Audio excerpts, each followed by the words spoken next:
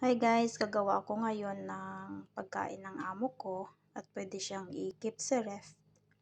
So, meron akong pritong talong, pritong potato, pritong capsicum, shredded tomato, garlic, salt, and sugar.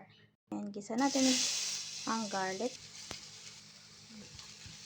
And then, isunod na natin ang tomato.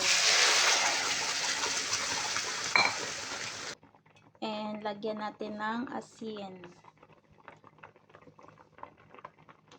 Panimpla. And then sugar. Pakuluin muna natin siya ng 3 minuto. Takpan muna natin. So, ilagay na natin ang potato kasi medyo matigas pa siya.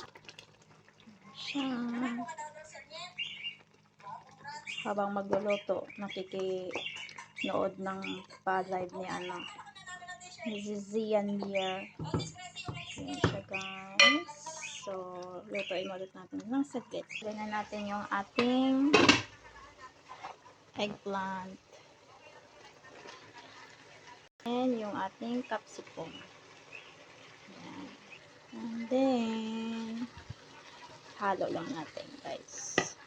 So, lutuin na ng saglit. And then, turn off ang apoy. And then, luto na siya. So, pwede pala to siya kainin guys ng mainit or malamig guys. So, Turkey style to yung luto ko guys.